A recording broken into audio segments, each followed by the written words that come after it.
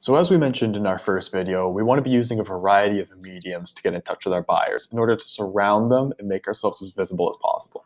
And in this video, we're going to be talking about the strengths and weaknesses of email and how we can leverage them or leverage email to get in touch with our buyer.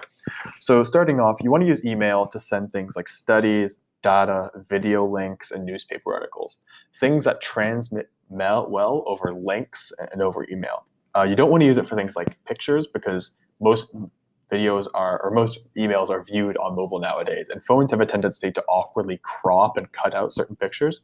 So if you are going to send a picture, make sure that it's either one the client has explicitly asked to see, or that you're only sending one at a time. You're not sending like 5 pictures in one email.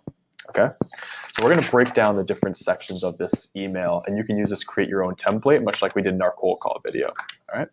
So first, the subject line. You want to make sure this is less than 30 characters, as typically that will be where it's cut off on a mobile phone. And then in terms of content, you want to make it either relating to the trigger event, like we have in this instance, the trigger event being a post on an angel listing by the company hiring a sales rep, just like from our cold call video, or you can make it value centric. So another acceptable subject line would be like reduce ramp up times for new sales reps by 40%. Okay.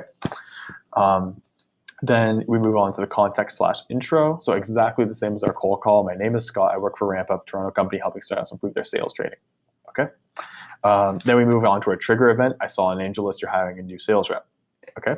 And insight. Then our insight for this one is I want to send you this video talking about the Great Canadian Sales Competition, as I know it to be one of the few ways companies can identify students interested in sales, given there's no 4-year program in Canada. Okay, so this is impactful to them because they're hiring a new sales rep, and so I'm helping them hire a new sales rep by identifying a medium they can use to identify a fresh talent. Okay, so identifying value. And then the unique value you provide, I think I can be of service to your growth, seeing as our clients usually see a 40% reduction in the time it takes new reps to hit quota as a result of our training content. Okay. And then lastly, call to action. Once again, I'd love to send you some free videos to your sales team so you can see what kind of value we provide. If you're interested, please let me know and I'll gladly send some over. So whereas over our cold call, we asked which email should I send that to was our call to action. This is just please let me know if you're interested. Okay, so it's still requiring some response from them, but it's a very easy, low effort response that has a great value add to them. Okay. So that's the key, is just that you should make it there should be a really big return on investment for every little thing you ask of your clients. So all I'm asking them to do here is just send me a yes or no email, and in return, they get free sales content or free trading content for their sales team. Okay. And then just lastly, thank you and signature, as we always want to end.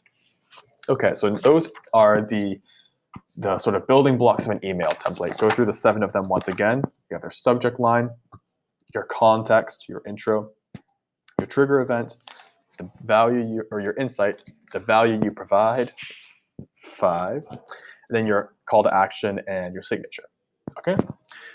So now we've established those. Let's talk about a couple 5 key practices for effective emails. Okay. And the first one, have a goal in mind for the email. So this comes back to our buyer's journey discussion.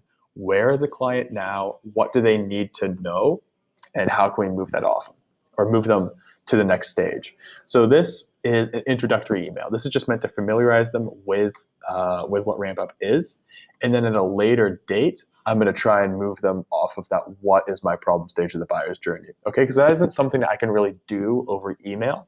I can't really disprove a business activity they're doing in quickly enough that it would be compelling. So my goal for this email is to send them some training content, which I can then use to start discussions about that what question. Okay. Number 2, include insights. Whereas when you're on the phone, there's a certain social agreement that it's rude to hang up on people. You can't tell. There's no such thing as that in email. People can hang up on or they can stop reading your email whenever they want. So you need to make it as insightful as possible to compel people to keep reading. You also need to keep it very short. No wasteful words on email. I could probably go through this email and cut out a couple, admittedly, but you really want to keep it to the point. 3, have a call to action. Okay, so again, like we did on our on our cold call video. You need to make sure that you're sending them an email with a reason. You want them to do something. You want them to perform something, and have it be low effort, high return on investment. Personalize and optimize. So personalize to whoever you're sending it to, and then optimize for mobile. Okay, so you want their name, information about their company, a unique trigger event. Make sure that this doesn't look like it's just coming out of some generic email blast. And then lastly, proofread. Okay, proofread. Make sure there's no typos. Make sure that you are sending the right name to the right person. The worst thing is when you're doing these through like an automated templating mechanism, and you accidentally send Mrs. Smith an email that was meant for Mr. Davis, and you left his name on there, and it's like, I got caught out.